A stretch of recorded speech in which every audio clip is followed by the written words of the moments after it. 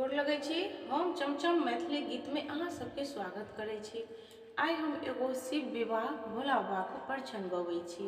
सब गोटा मिल के देखब सुनब। हमर चैनल के सब्सक्राइब वीडियो लाइक जरूर कर देबै।